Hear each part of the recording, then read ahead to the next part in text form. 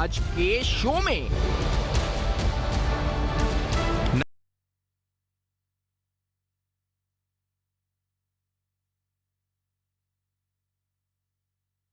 $350 अरब रुपए के टैक्सेस कहां से वसूल होंगे? क्या अवाम मजीद महंगाई के लिए कमर कस ले? कराची में एक ही खानदान के 11 अफराद में ओमिक्रॉन वायरस की तस्दीक। ओमिक्रॉन के फैलाव के खतरात और हुकूमती तैयारियां बेनकाब। अस्सलाम वालेकुम। पस पर्दा हकायक सनसनीखेज इंकशाफात प्रोग्राम बेनकाब में हूँ आपके साथ सैफान खान। नाज़रीन, जो दो अहम बिल्स कल पेश हुए हैं उसमें से एक बिल है स्टेट बैंक के हवाले से अमेंडमेंट्स का। इस बिल को लेकर काफ़ी चर्चा, काफ़ी बहस ऑपोजिशन की तरफ से कहा गया कि सॉवरेनिटी, जो काफ़ी हद तक माशी तज़्ज़िया निगार हैं वो भी कह रहे हैं कि पाकिस्तान ने अपनी सॉवरेनिटी एट स्टेक रख दी है, कि स्टेट बैंक IMF के हवाले कर दिया है, कानून से बालातर स्टेट बैंक होने जा रहा है। इस तरह के खदशात के IMF के हाथ में हमने दे दिया है। आपने सुना होगा डॉक्टर अशफाक हसन साहब दीगर इकोनॉमिस्ट इस प्रोग्राम में आके इससे कई माह कबल से ये बात करते रहे कि जो कुछ हो रहा है वो सही नहीं है। बल्कि अशफाक हसन साहब तो ये तक कह रहे थे उस दिन कि आप क्या चाहते हैं कि इस मुल्क में 2 वज़ीर आज़म हो जाएगा, ऐसा कानून आता है सामने तो। लेकिन आज इस कानून के और इसके हवाले से सियासी पहलुओं पर और फिर उसके बाद महंगाई पर क्या असर पड़ेगा इन दोनों बिल्स का, इस पर गुफ्तगू करने से कबल आपको शौकत तरीन साहब ने जब ये यकीन दहानी कराना चाहिए लोगों को कि नहीं ऐसा नहीं होने जा रहा, तो उन्होंने पहले बात जो की है कि एक बोर्ड तश्कील जो है उन्होंने दिया है। उन्होंने कॉन्फिडेंस गेन करने के लिए लोगों का जो पहली स्टेटमेंट दी है, लेट्स हियर दिस, कि उन्होंने क्या कहा, मैं आपको जनरल जो उन्होंने बात की थी, लेट्स हियर दिस फर्स्ट। पहले इन्होंने हमें कहा कि बोर्ड भी उनके अपना ये जो वो खुद हमें रिकमेंडेशन देंगे और हम उसको अप्रूव करेंगे, जिसमें हमने कहा ये बिल्कुल नहीं है, ये कैसे हो सकता है आप खुद अपने आप को रिकमेंड करें और हम आपको अप्रूव कर दें। तो वो जो बोर्ड है वो हुकूमत पाकिस्तान नॉमिनेट भी करेगी और अप्रूव भी करेगा, प्रेसिडेंट उसको अप्रूव करेगा। तो जो एक किस्म से जो अथॉरिटी है स्टेट बैंक की वो बोर्ड के पास होगी और बोर्ड जो है अपॉइंट करेगा हुकूमत पाकिस्तान। तो ये जो है ये अब हम भी निकाल देंगे, हमने जाके अपनी इंडिपेंडेंस बेच दी किसी को। ये इन्होंने कहा जी कि इमाम जहनों से लोग निकाल दें, ये शौकत तरीन साहब की स्टेटमेंट थी। इसके बाद इन्होंने एक और भी बात की और उस बात पे मैं सवालात कुछ उठाऊंगा इस प्रोग्राम में। पहले सुनते हैं उन्होंने क्या कहा। उन्होंने जो कहा कि अगर हाथ से स्टेट बैंक और जिनके अल्फाज सुनते हैं फिर उसको कानूनी नुकात की रोशनी में, सियासी नुकात की रोशनी में समझेंगे, लेकिन पहले सुने उन्होंने कहा क्या। Let's hear this first. कि बोर्ड हमारे पास है, उसके बाद ये तो सिंपल मेजॉरिटी, ये जो है कॉन्स्टिट्यूशनल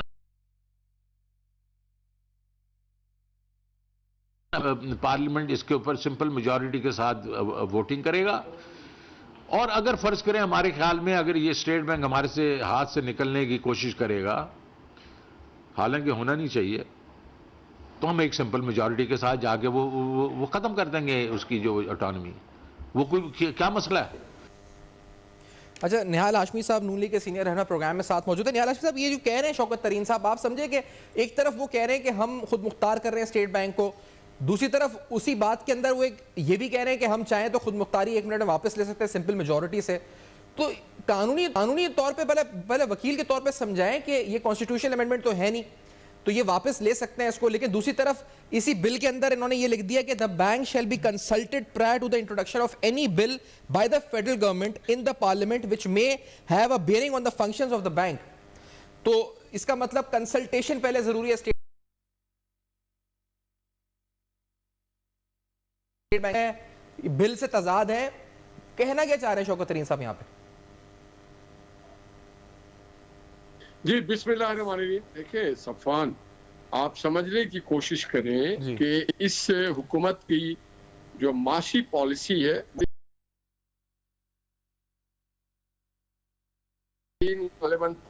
वजीर खाना, दूसरी चीज इस हुकूमत के तमाम माशी अहदाफ और प्रोग्राम वो बहुत बुरी तरह से नाकाम हो गए। और उसकी नाकामी का अब जब वो जाते हैं मगरिब के पास, जब जाते हैं IMF के पास, तो यकीन जाने कि IMF जो है वो अपने इंटरेस्ट को देखता है और उनका इंटरेस्ट जो है वो ज़ियोनिस्ट लॉबी देखता है, यहूद और नसारा देखते हैं इंडियन जो बैठी हुई है खातून वो देखती है, जिसमें पाकिस्तान को डैमेज करना होता है। और उस स्टेट बैंक में उसी IMF के एक नुमाइंदे जिसने मिस्र में रजा बाकर, जिसने मिस्र में उसकी इकोनॉमी का बट्टा बैठा दिया, उसको लाके आगे बैठा देते हैं।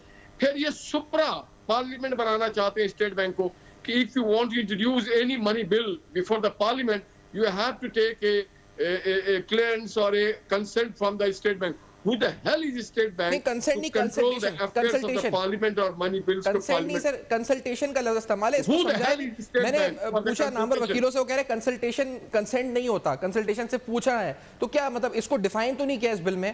कंसल्टेशन से बुला पूछा जाएगा कि हम लाएं कंसेंट हो या कंसल्टेशन हो, जी। ये अंडरस्टैंड कि इस आप स्टेट बैंक को इस बिल के बाद कंट्रोल करेगी IMF की पॉलिसीज, उसके हाथ IMF वाले मोड़ेंगे बड़े आराम से। विल और शल का ही फर्क होता है, इफ और इज का ही फर्क होता है इंग्लिश में।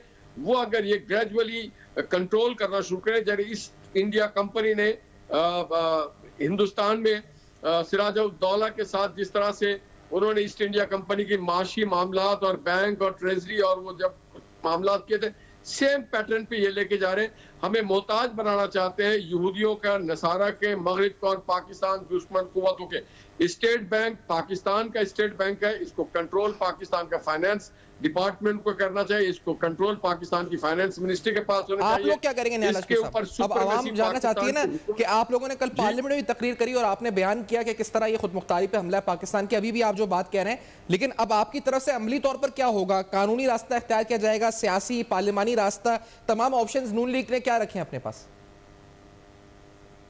देखिए, हम तो ये जानते हैं कि जो हकीम शहीद साहब ने लिखा था इमरान खान साहब के बारे में, तरीन तो मैन ऑफ नोवेयर, ये तो बेचारे एजेंट है IMF के, पाकिस्तानी है जरूर नाम के, मगर he works for the IMF। अब हमारे पास जो भी कुछ रह गया, हम पाकिस्तान के दिफा के लिए, उसके माशी दिफा के लिए, हमारे छोटे ठेले वालों के लिए, हमारे कारकुनों के लिए, हमारे दुकानदारों के लिए, हमारे सनतकारों के लिए, हमसे जो बन पड़ेगा हम हर वो रास्ता अडॉप्ट करेंगे। वो पार्लिमानी हो, वो एहतजाज की हो, वो सेमिनार पे हो, हम जलसे करें, जुलूस करें, प्रेस कॉन्फ्रेंस करें। हमारा सबसे पहले अव्वलीन काम है कि पाकिस्तान के लोगों को हमने जगाना है कि जिस तरह से मिस्र का दिवालिया किया था, उसी तरह से पाकिस्तान, देखिए किसी के भी घर पे अगर कंट्रोल करना हो तो उसकी मईशत को आप कंट्रोल कर लें तो ऑटोमेटिक पूरा घर। और इसके बाद ये एक कदम और आगे जाएंगे, शायद कल को पाकिस्तान के दिफा पे हमला करना शुरू कर दें। IMF ने ऑलरेडी कह दिया है कि जितने भी दिफाई इदारों के अकाउंट्स है वो जो है वो स्टेट बैंक के साथ वाबस्ता होना चाहिए। तो ये हमारे दिफाई अखराजात को भी देखना चाहते हैं, दिफाई मामलात को भी देखना चाहते हैं। तो ये कौम कभी भी हम घास खा लेंगे मगर अपने दिफा पे और अपने खुददारी पे हम कोई समझौता नहीं करेंगे। बिल को किस तरह रोकेंगे? मैं समझता हूं कि वक्त आ गया है कि बिल की वोटिंग के वक्त आपके नंबर्स होंगे पूरे, यानी क्वांटिटिवली आप इसको फाइट करने के नहीं, आप किस तरह कानूनी तौर पे, यानी मैं बिल की बात कर रहा हूं, पहले वोटिंग होती है, आप लोग नंबर नहीं रोक सकते, आप बिल आप अगर और सिंपल मेजोरिटी से ये लोग कर देते हैं, उसके बाद आप लोग क्या करेंगे? आप इसको लेके आईनी तौर पे सुप्रीम कोर्ट में चैलेंज करेंगे, क्या करेंगे? क्योंकि ये बिल तो मंजूर होता हुआ नजर आ रहा है बाज़ाहिर सामने जो हालात है उस हिसाब से। वो तो हम करेंगे 100%। देखिए वो तो हमने करना ही करना है, मगर उससे पहले जैसे अभी एक कमेटी बना दी गई है जी, जिसमें हसन इकबाल साहब और दीगर ज़ुम्मा है, उन्होंने ये कहा है कि हम एक एक मेंबर को जाके मिलेंगे कि देखो ये बिल तो पास हो जाएगा, पाकिस्तान फेल हो जाएगा, ये बिल पास हो जाएगा, तुम फेल हो जाओगे, ये तुम्हारी शिकस्त होगी, ये तुम्हारी शिकस्त होगी, पाकिस्तान के लोगों की शिकस्त होगी, पाकिस्तान की मईशत की शिकस्त होगी। और ये देखिए आप कौन होते हैं IMF वाले, ये हमें डिक्टेट करने वाले के हमारी सियासी निज़ाम कैसा हो, हमारा अस्करी निज़ाम क्या हो, हमारा माशी who the hell they are. मगर उन्होंने पहले अपने एजेंट यहाँ पे छोड़े हुए हैं। ये आज नई बात नहीं कर रहा हूँ, माजी में भी शोएब साहब हुआ करते थे पाकिस्तान के वजीर खजाना, तो वो इस्टेब्लिश CIA के एजेंट। और ये जो रजा बाकर साहब है को ये इनका उन लोगों के लिए काम कर सकते एजेंट ऑफ पाकिस्तान, तो हम इसे न्यायालय साहब की आवाज हम जी, अच्छा न्यायालय साहब का मैसेज हम तक पहुंचा है, आप जो कह रहे हैं, हम उम्मीद करते हैं कि सियासी तौर पे, क्योंकि आप जिस तरह कह रहे हैं कि इसको आगे लेके जाया जाएगा और फिर वोटिंग के वक्त और फिर कानूनी तौर पे अगर होगा तो इसको चैलेंज करेंगे। कमेटी बना दी गई है, नून लीग क्या सोच रही है इस बारे में और किस तरह इंटरप्रेट करी, क्योंकि अश्योरेंस दी गई है ये कहा गया है फाइनेंस मिनिस्टर से कि ऐसा कुछ नहीं हो रहा, लेकिन जो आप कह रहे हैं ऑपोजिशन देख रहे हैं, आप नहीं मान रही इस बात को, टेक्निकली भी इसको थोड़ा समझेंगे। और बिलखुसूस एक आम आदमी पर फाइनेंस बिल का जो रीसेंट अमेंडमेंट्स हैं, टैक्स अमेंडमेंट्स हैं, इसका असर अजनास पर क्या पड़ेगा, यानी जो आप चीज़ें खरीदते हैं अपनी अशिया खुर्दोनोश, उन पर क्या पड़ने जा रहा है, ये सवाल भी उठाएंगे इस ब्रेक के बाद। हमारे साथ माहिर अजनास भी होंगे इस पर, जो साबिक सदर KCCI भी हैं, हमारे साथ रहेगा इस ब्रेक के बाद।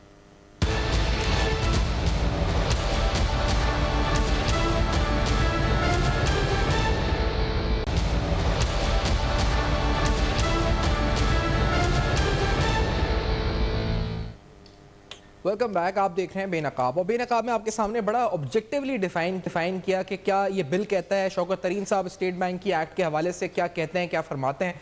वो ये कहते हैं कि अगर हाथ से बाहर निकला तो फिर हम सिंपल मेजॉरिटी के जरिए इसको वापस अपने हाथ में ले सकते हैं।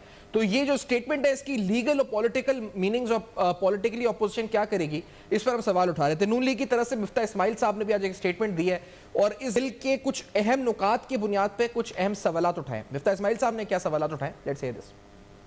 पाकिस्तान के अंदर एक फर्द वाहिद जो कि IMF से आया है और शायद आइंदा भी आते रहेंगे, उसको आपने पूरी मॉनेटरी पॉलिसी का इंचार्ज बना दिया, और जितनी इलेक्टेड हुकूमतें हैं, अपोजिशन है, वो सब मिलाकर फिस्कल पॉलिसी करेंगे।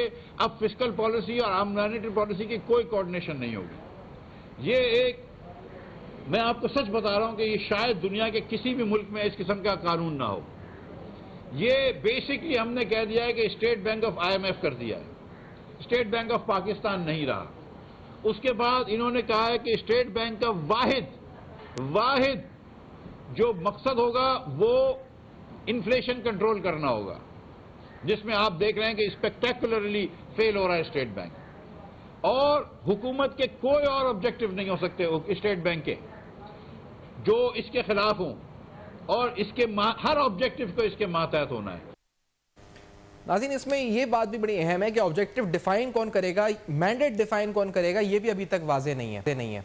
ये सूरत हाल इस वक्त जिसे कहा जाए कि एम्बिग्विटी है, इबहम है। हुकूमत की कोशिशें लाख हैं कि वो डिफाइन कर सके कि ऐसा कुछ नहीं हो रहा, लेकिन ये कोशिश शायद उल्टा हुकूमत के लिए नेगेटिव हो रही है। जैसे मिसाल के तौर पर शौकत तरीन साहब ने जब ये कहा कि एक मेजॉरिटी, सिंपल मेजॉरिटी के जरिए इसको वापस ले सकते हैं, वहीं इस बिल में ये अल्फाज लिखे हुए हैं कि the bank shall be consulted prior to the introduction, और कंसल्टेशन की कोई डेफिनेशन भी डिफाइन नहीं की गई बिल में कि prior to introduction of any bill by the federal government in the parliament which may have a bearing on the functions of the bank. यानी कोई भी बिल अगर गवर्नमेंट स्टार्ट करती है, इनिशिएट करती है, तो उससे पहले स्टेट बैंक ऑफ पाकिस्तान की कंसल्टेशंस बड़ी जरूरी है। तो दूसरा अहम मसला जो ये इस बिल के अलावा है वो फाइनेंस बिल का है। मेरे पास पूरी फहरिस्त मौजूद है कि जिन अशिया की कीमतों में इजाफा होने जा रहा है, लेकिन उससे कबल शौकत तरीन साहब ने भरपूर कोशिश करी कि वो ये बता महंगाई में जो इजाफा है वो इतना नहीं होगा या आम आदमी को उससे असर नहीं पड़ेगा।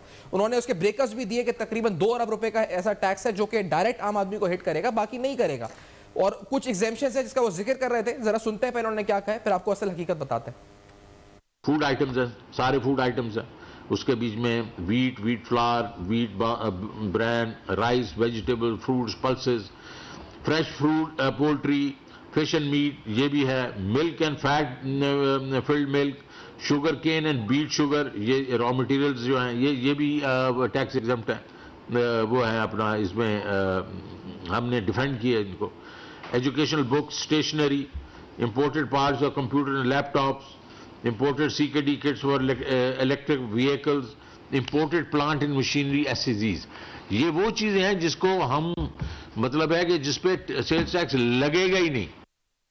ये वो चीजें हैं जिस पे सेल्स टैक्स लगेगा ही नहीं, लेकिन ये जो सेल्स टैक्स लगेगा जिन चीजों के ऊपर, जो तकरीबन 350 अरब रुपए की फिगर बनती है, इसका डायरेक्ट इंपैक्ट जो है आम आदमी की जेब पे पड़ेगा। किस तरह महंगाई में इजाफा होगा, क्योंकि इसमें बहुत सी अशिया ऐसी हैं, माचिस से लेकर इसमें कंप्यूटर्स, लैपटॉप्स, इसके अलावा जो रॉ मटीरियल्स हैं, बेसिक बुनियादी बात अगर फार्मास्यूटिकल सेक्टर से हमने बात करी, वो बताते हैं कि फार्मास्यूटिकल सेक्टर में अगर जो टैक्स लगेगा वो चाहे गवर्नमेंट कहे कि एडजस्टेबल है, वो चाहे गवर्नमेंट कहे कि उसका जो इम्पैक्ट है वो नहीं आएगा, लेकिन उसका इम्पैक्ट जो है वो दवाओं की कीमत पर आने लगा है, जो जिसको डिनाई कर रही है हुकूमत के ऐसा नहीं होगा। इसके अलावा और बहुत सी चीजें, जैसे मिसाल के तौर पे machinery and equipment related to dairy products पे इस पर उन्होंने टैक्स लगाया। Supplies made from the retail outlets को इंटीग्रेट करने के लिए, FBR के साथ कंप्यूटराइज करने के लिए 10 से 12% उस पर टैक्स लगा दिया। इसी तरह से the tax rate on flavoured milk sold in retail packing under a brand name will be increased from 10 to 17%. बच्चों के दूध के ऊपर जो इन्फेंट मिल्क है उसके ऊपर 17% टैक्स, और कहा गया कि उससे तकरीबन 15 अरब रुपए का नेट रेवेन्यू उससे कलेक्ट किया जाएगा। आप सब जानते हैं कि इस मुल्क में कितनी माल न्यूट्रिशन है। वज़ीर आज़म साहब जब पहली बार वज़ीर आज़म बने थे तो उन्होंने तकरीर में बताया था कि माल न्यूट्रिशन है, स्टंटेड ग्रोथ है, ग्राफ के जरिए, फोटो के जरिए उन्होंने दिखाया था उस बात को। इसके बावजूद जो बच्चों का दूध है इन्फेंट मिल्क उसके ऊपर तकरीबन 17% टैक्स लगा दिया गया है। कहा गया कि उससे तकरीबन 15 अरब रुपए का नेट रेवेन्यू जो है वो गवर्नमेंट कलेक्ट करेगी। तो ये पूरी सूरत हाल रही है। जो FBI के चेयरमैन है उनकी तरफ से भी आज स्टेटमेंट आई सामने, उन्होंने कुछ वजाहतें दी इस हवाले से। क्या रिपीटेडली IMF ने पाकिस्तान के साथ प्रोग्राम्स किए, उनकी हमेशा से डिमांड रही है कि अपने टैक्स सिस्टम को ठीक कीजिए,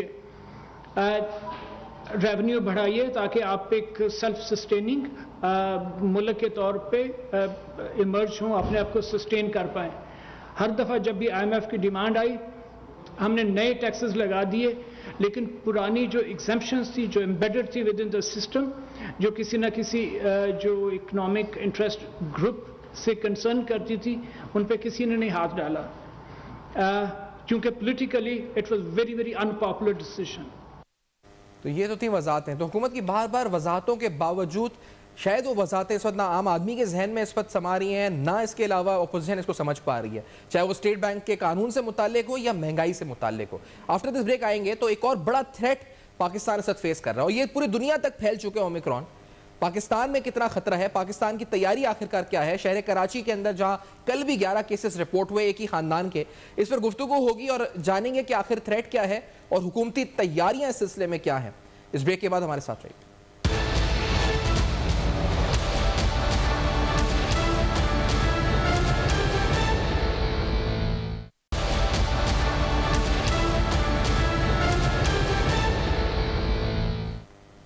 वेलकम बैक। आप देख रहे हैं बेनकाब और आज बेनकाब में नाज़रीन अहम तरीन तफसीलात फाइनेंस बिल पे बात की, स्टेट बैंक अमेंडमेंट से बात करी, लेकिन एक और जो इंपॉर्टेंट मामला है ये भी मईशत पे इम्पैक्ट ओमिक्रॉन जो इस पर आलमी सतह पर कर रहा है, लेकिन पाकिस्तान को तैयारियां क्या करनी चाहिए इस सिलसिले में, सेहत के लिहाज से हमें क्या सोचना है। हमारी वैक्सीनेशन रेट जो है, हमारे जो टारगेट्स थे वो हमने अचीव किए हैं, NCOC की कारकर्दगी की सब तारीफें भी करते हैं, लेकिन ये थ्रेट पाकिस्तान में आहिस्ता आहिस्ता इसके जो बादल है मंडलाना शुरू हो गए हैं।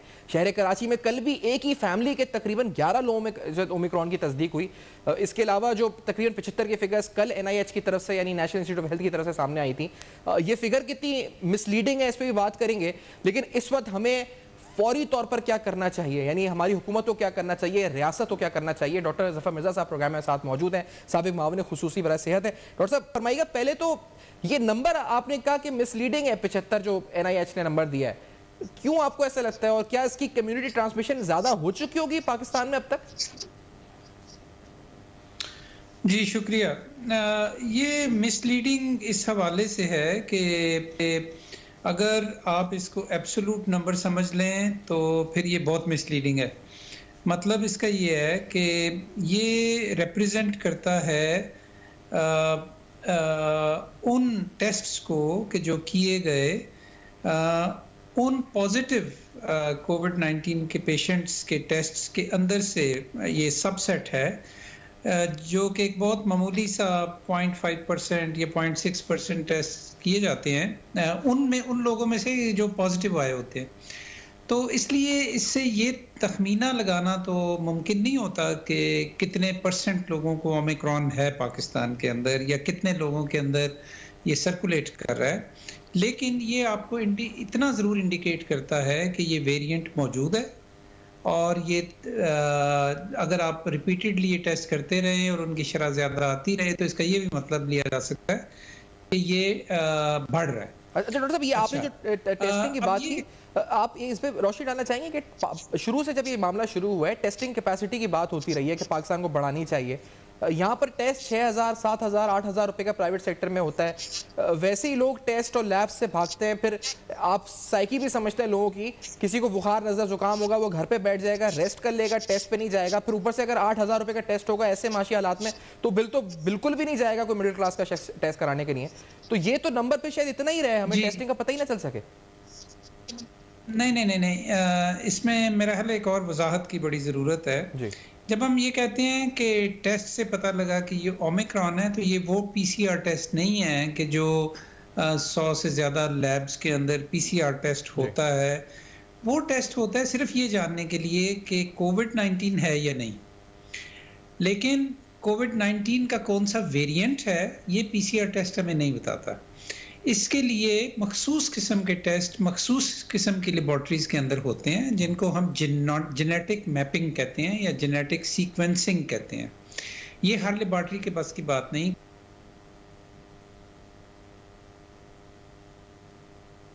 टेस्ट किए जाते हैं। NIH है, आगा खान है, पेशावर में एक दो फैसिलिटीज़ हैं, कराची में भी एक और इंस्टीट्यूट के अंदर भी ये फैसिलिटी है। तो ये लोग ये टेस्ट करते हैं। अच्छा, चूंकि ये बड़ा फ्रेगमेंटेड टेस्टिंग स्ट्रेटजी है, तो इससे ये भी पता नहीं लगता कि नेशनल सतह पे क्या परसेंटेज जो है वो इन टेस्ट्स की है। लिहाजा अगर कोई शख्स ये कहे कि किसी लैब पे जाके PCR टेस्ट कराते हुए भाई मुझे ये भी बता देना कि मुझे वेरिएंट कौन सा है, तो ये मुमकिन नहीं है, ऐसा नहीं होता। ये बिल्कुल एक मखसूस किस्म के रिसर्च बेस्ड लैब्स के अंदर ये टेस्ट होते हैं और जिनसे ये पता चलता है। पूरी दुनिया में यही मामला है। अच्छा, दूसरी बात ये है कि यस, ये बात अपनी जगह के ऊपर दुरुस्त है कि पाकिस्तान के अंदर जो यस एंड नो के टेस्ट हैं, यानी कि जो PCR टेस्ट हैं, उनकी तादाद भी काफ़ी अरसे से 45,000 की एवरेज के ऊपर है। कभी उससे कम हो जाती है, कभी उससे ज़्यादा हो जाती है। तो ये बात दुरुस्त है कि ना तो हमें एग्जैक्टली ये पता होता है कि पाकिस्तान में एक्चुअली कितने केसेस हो रहे हैं, क्योंकि लोग, जिस तरह आपने फरमाया, लोग टेस्ट करवाते भी नहीं, और जो टेस्ट होते हैं उनके अंदर से हमें ये पता लगता है कि इतने % को है या नहीं है। तो उस एस्टीमेट को फिर हम पूरे मुल्क के ऊपर लागू करके तो ये एस्टीमेट करने की कोशिश करते हैं कि कितने % पॉजिटिविटी रेशो होगी। अच्छा, अब दूसरी बात ये है कि यकीनन ये टेस्ट बढ़ाए जाने चाहिए ताकि हमें ज़्यादा से ज़्यादा पता लगे, और दूसरी तरफ ये कि जो हमारी जेनेटिक सीक्वेंसिंग है उसकी सलाहियत को भी पाकिस्तान में बढ़ाने की ज़रूरत है। उसके लिए कोई एक स्ट्रेटजी डेवलप करने की ज़रूरत है कि जो कि इस वक्त पाकिस्तान के अंदर नहीं है। अच्छा, अब अगली बात यह है कि अगली बात मैं एक चीज आपसे अगर इजाजत हो सवाल पूछ सकूंगे, जो ये जो अब एक तो होता है कि खौफ होता है, एक तो अपनी बीमारी एक्चुअल होती है, फिर उसके अलावा एक उसका खौफ होता है। ओमिक्रॉन को लेकर आलमी सतह पे जो रिसर्च सामने आई है, आपने भी अपने हवाला दिया था कि अभी तक जो है कि हॉस्पिटलाइजेशन रेट ज़्यादा नहीं है, लेकिन क्या हमें और इंतजार करना चाहिए इस हतमी नतीजे तक पहुंचने से पहले, या हम अभी हतमी तौर पे ये कह सकते हैं कि ज़्यादा खतरनाक ये नहीं है तो ज़्यादा खौफ का शिकार लोग ना हो, या क्या कहना चाहिए लोगों को? मिर्जा साहब। जी, बड़ा अच्छा सवाल है आपका।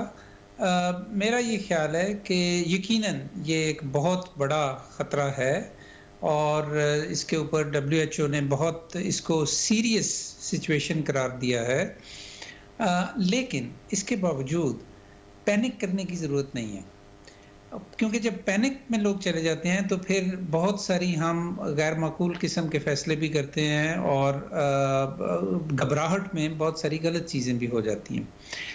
क्यों मैं ये कह रहा हूँ कि पैनिक करने की ज़रूरत नहीं है? इसलिए कि एक तो यहाँ एक तरफ ये बहुत तेज़ी से फैलता है, ये पता लगा है, दूसरी तरफ ये भी पता लगा है कि अभी तक के डेटा के मुताबिक ये बीमारी के अंदर शिद्दत पैदा नहीं करता। अच्छा, अब इन दोनों चीज़ों को अगर हम मिला लें तो जो सिचुएशन बनती है वो कुछ इस तरह है कि जब ये अब पाकिस्तान में इसकी कम्युनिटी ट्रांसमिशन हो रही है, बहुत लोगों के अंदर ये फैल चुका है, तो पाकिस्तान में मैक्सिमम लोगों को ये इन्फेक्ट करेगा, लेकिन उन मैक्सिमम लोगों में से बहुत से लोगों को बहुत माइल्ड सिम्टम्स होंगे, वो उनमें से एक बहुत बड़ी शरह तो ऐसी होगी कि जिनको पता ही नहीं लगेगा कि उनको हुआ भी कि नहीं हुआ, लेकिन इस प्रोसेस में उनकी इम्यूनिटी बेहतर हो जाएगी। ये बड़ी इंपॉर्टेंट बात है, क्योंकि जब एक दफ़ा इन्फेक्शन हो जाती है तो उसके नतीजे में बॉडी के अंदर एक मुदाफ़ियत पैदा होती है जिसे हम इम्यूनिटी कहते हैं। वही मुदाफ़ियत हम वैक्सीन्स के ज़रिए भी पैदा करने की कोशिश करते हैं। अब दूसरी तरफ ये भी है पाकिस्तान में कि 30% के करीब पाकिस्तान की एलिजिबल पॉपुलेशन जो है वो वैक्सीनेटेड भी हो चुकी है। तो इन दोनों चीज़ों को अगर मिला लिया जाए तो पाकिस्तान में इम्यूनिटी जो है वो काफ़ी बढ़ जाएगी, और साथ साथ चूँकि बीमारी की शिद्दत का ख़तरा नहीं है, मैं ये नहीं कह रहा कि कल को क्या सिचुएशन होगी, हो सकता है अगला डेटा इस तरह का आना शुरू हो जाए कि जिसमें हॉस्पिटलाइजेशन भी बहुत बढ़ जाए, लेकिन अभी तक की जो सिचुएशन है, इवन कनाडा, अमेरिका, यूएस के अंदर भी वो बहुत ज़्यादा केसेस तो हो रहे हैं लेकिन बहुत ज्यादा हॉस्पिटलाइजेशन नहीं है। इसमें दूसरी बात इसलिए मैं ये कह रहा हूँ कि इसको आप जैसे कह रहे हैं पैनिक नहीं करें, वो दुरुस्त है, आपने कहा कि इसकी शिद्दत भी कम है अब तक के डेटा के मुताबिक, तो फिर लोग एहतियात क्या करें इस सिलसिले में? जिनकी इम्यूनिटी बन चुकी है या नहीं बनी हमें तो नहीं पता, हमने ना टेस्ट किया है, तो क्या एहतियात वही बरतें जो पहले वाले वेरिएंट्स के लिए बरतते थे या कुछ नया या इजाफी इसमें किया जाए? ज्यादा नहीं जी, वही बिल्कुल एहतियाती है। और एक जो इजाफी चीज़ करने की है वो ये है कि पाकिस्तान में क्योंकि इसके अगेंस्ट जो बेहतरीन दफा है जी वो वैक्सीनेशन है, तो SOPs तो हमें हमारे जाने पहचाने हैं, उनके ऊपर अब अमल कर शुरू हो जाना चाहिए। ये मैं सारी बात इसलिए कर रहा हूँ कि ये भी ज़रूरी है कि एक बहुत थोड़ी सी लेकिन एक बहरहाल परसेंटेज होगी कि जो बीमार भी होंगे लोग, और उनमें से एक छोटी परसेंटेज होगी जो शदीद बीमार भी होंगे। तो उससे बचने के लिए ये बहुत ज़रूरी है कि एक तो हम वैक्सीन लगवाएं, क्योंकि जब वैक्सीन शुदा लोगों को जब दोबारा से इन्फेक्शन होती है तो उसमें शिद्दत नहीं होती और हॉस्पिटलाइजेशन का ख़तरा बहुत कम हो जाता है।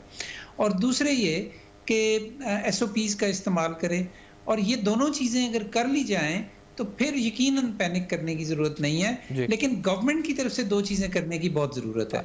एक तो ये कि इसके ऊपर रिस्क कम्युनिकेशन जिसको हम कहते हैं, वो अभी तक वो उस शिद्दत की नज़र नहीं आई अभी तक कि जो आनी चाहिए। गवर्नमेंट की तरफ से लोगों को इन्फॉर्म किया जाना चाहिए बहुत शिद्दत के साथ कि वो इस सिलसिले में लोगों को क्या करना चाहिए, SOPs पे अमल करना चाहिए, हुकूमत को क्या करना चाहिए ये रियासत से पहले, क्योंकि आपने जो कॉलम लिखा, आप जो कह रहे हैं कि आम आदमी को तो पैनिक नहीं करना चाहिए, SOP पे अमल करना चाहिए, लेकिन आपने जो लफ्ज इस्तेमाल किए कॉलम में, आपने कल लिखा कि Pakistan needs to go quickly into an emergency mode once again to avoid the looming surge which in our case can rapidly overwhelm our healthcare system। तो गवर्नमेंट को आप कह रहे हैं कि इमरजेंसी मोड में आ जाना चाहिए, तो और ये इमरजेंसी मोड क्या है? क्या लॉकडाउन रिस्ट्रिक्शंस आप कह रहे हैं, स्मार्ट लॉकडाउन्स, क्या आप कहना चाह रहे हैं इसमें इमरजेंसी मोड में? जी मैं यही अर्ज कर रहा था कि एक गवर्नमेंट को इमरजेंसी मोड में आने की तीन चीजें गवर्नमेंट को करने की जरूरत है। नंबर एक ये कि वो लोगों को अपनी कम्युनिकेशन बढ़ाएं और लोगों को बताएं इस सिलसिले में, क्योंकि जब गवर्नमेंट बताती है लोगों को तो उसका असर होता है। दूसरी चीज़ ये है कि हमारी जो हॉस्पिटलाइजेशन, जो हॉस्पिटल्स हैं, जो ICUs हैं, उनको स्ट्रेंथन करने की ज़रूरत है। क्योंकि देखें, इस बात को समझने की कोशिश करें कि अगर बीमारी 100 लोगों में फैले और उसका 5% अगर या 0.5% इवन बीमार हों, या उसकी निस्बत अगर ये बीमारी 1,00,000 लोगों में फैले तो उसका 5% जो होगा वो बहुत ज़्यादा होगा। तो चूंकि ये बीमारी बहुत ज़्यादा लोगों को फैल रही है तो उसकी जो परसेंटेज जो बीमार होंगे वो भी बहुत ज़्यादा हो सकती है। तो इसलिए ये ज़रूरी है कि हम अपने हेल्थ केयर सिस्टम को रैंप अप करें और उसको इस काबिल बनाएं कि अगर खुदा न खास्ता बहुत सारे लोग बीमार अचानक होना शुरू हो गए तो हमारी ये कैपेसिटी हो कि हम ये बहुत जल्द कर सकें, हमारा सिस्टम उसको ऑब्जॉर्ब कर सके, उसको सही तरीके से रिस्पॉन्ड कर सके। और तीसरी चीज़ जो करने की है जी वो ये है कि गवर्नमेंट को भी और लोगों को भी मिलके कि जिन लोगों ने अभी तक वैक्सीन नहीं लगवाई, जिन्होंने फर्स्ट डोज लगवा के छोड़ दी कि अब तो कोविड ख़त्म हो गया, उनको फ़ौरन सेकंड डोज लगवानी चाहिए। जो 30 साल से ज़्यादा उम्र के लोग हैं और उनको 6 महीने से ज़्यादा दूसरी डोज लगवाए हुए हो गए हैं, उनको फौरी तौर पे अपनी बूस्टर डोज लगवानी चाहिए। तो इससे मुदाफ़ियत पैदा होगी। तो और ये तीन चीज़ें अगर इस वक्त की जाएं तो शायद हम उस सिचुएशन में हमें जाने की ज़रूरत ना आए, खुदा ना खास्ता, के जिसमें हमें लॉकडाउन्स का सोचना पड़े। लेकिन स्मार्ट लॉकडाउन्स की इम्कान हो सकता है अगर बहुत ज़्यादा लोग बीमार होना शुरू हो गए। नहीं, और मिर्ज़ा साहब कि आपने इस पर स्टडी अगर देखा है आलमी सतह के ऊपर कि जैसे कल अमेरिका में 6 लाख केसेस आ गए, इसके अलावा दीगर शहरों में रिकॉर्ड ब्रेकिंग केसेस आ रहे हैं, तो वहाँ की हुकूमतों की तरफ से वहाँ पे वैक्सीनेशन रेट भी शायद ज़्यादा हो पाकिस्तान से मुकाबलतन कुछ वेस्टर्न कंट्रीज़ में।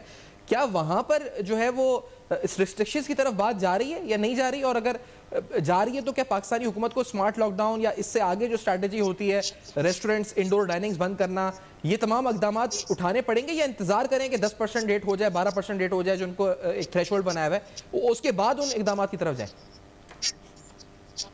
नहीं, देखें, जो एक बहुत बड़ा फ़र्क इस वक्त इस फिफ्थ वेव में या ओमिक्रॉन की वेव की वजह से जो पूरी दुनिया महसूस कर रही है वो ये है कि चूँकि बीमारी की शिद्दत नहीं है, लिहाजा इवन अगर लोग इन्फेक्ट हो भी रहे हैं तो बहुत जल्दी नहीं इस बात की कि हम रिस्ट्रिक्शंस लगानी शुरू कर दें।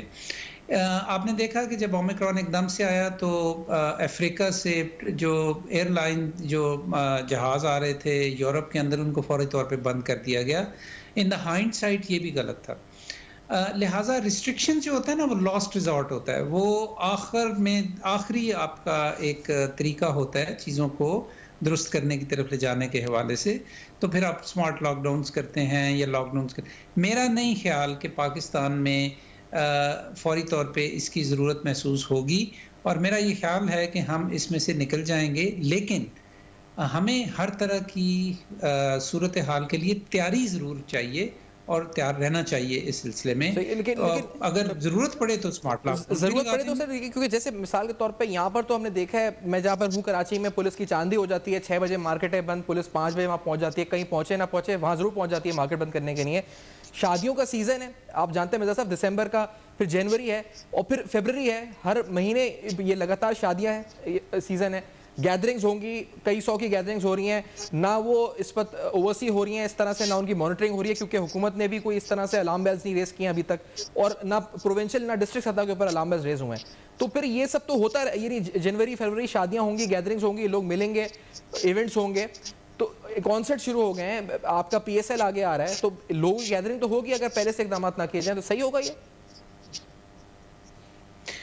देखिए, गवर्नमेंट बड़ा क्लोजली मॉनिटर तो कर ही रही है सिचुएशन को, और जब भी ज़रूरत महसूस होगी तो इसमें हिचकिचाहट मुझे यकीन है कि नहीं की जाएगी। लेकिन ये कि क्या अभी हमें रिस्ट्रिक्शंस लगा देनी चाहिए? मेरा नहीं ख्याल कि अभी हमें बहुत ज़्यादा रिस्ट्रिक्शंस लगानी चाहिए। अलबत्ता लोगों वो जो आपने लफ्ज़ इस्तेमाल किया ना अलार्म बेल्स का, वो बहुत अहम है। गवर्नमेंट को अलार्म बेल ज़रूर बजानी चाहिए, किसी हद तक हो भी रहा है, लेकिन मेरा ख्याल है इससे ज़्यादा होना चाहिए, ताकि लोगों को राग़ब किया जा सके कि वो पहले की तरह SOPs पे अमल करना शुरू करें, और जितना ज़्यादा से ज़्यादा करें वो ज़रूरी है। और लोग अब पाकिस्तान में असल में अब ये समझ बैठे थे कि अब तो कोविड बिल्कुल ख़त्म हो गया है, 1% से कम जो है मुस्तकिल पॉजिटिविटी रेशो आ रही थी कई रोज़ से, लेकिन आज पहला दिन है कि 1% से पॉजिटिविटी रेशो ज़्यादा हो गई है, और आने वाले दिनों में इम्कान इस बात का ही लग रहा है कि केसेस तो बहुत ज़्यादा होंगे। क्या अमवात भी बहुत ज़्यादा होंगी? क्या बहुत लोग शिद्दत के साथ बीमार भी होंगे?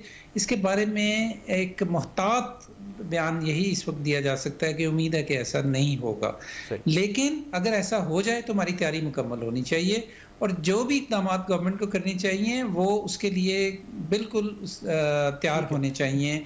हमारी रेडीनेस जो है वो बिल्कुल पूरी होनी चाहिए। बहुत बहुत शुक्रिया ज़फ़र मिर्ज़ा साहब, आपने प्रोग्राम में ज्वाइन किया और अपना मौक़िफ़ दिया इस हवाले से। ज़फ़र मिर्ज़ा साहब साबिक़ मुआविन ख़ुसूसी की गुफ्तगू आपने सुनी। नाज़रीन, ओमिक्रॉन वायरस अब शहर में और पूरे मुल्क के अंदर इस वक्त फैलता जा रहा है, हमें क्या इक़दाम करने चाहिए, हमारी तैयारी इस सिलसिले में आखिरकार है क्या, ये सवाल उठाया। साथ साथ जो फाइनेंस बिल और स्टेट बैंक अमेंडमेंट बिल है, प्रोग्राम के शुरू के हिस्से में से बात करी। फीडबैक आप देंगे फेसबुक, ईमेल्स और ट्विटर पर, देखते रहेगा। अब तक अपना बहुत ख्याल।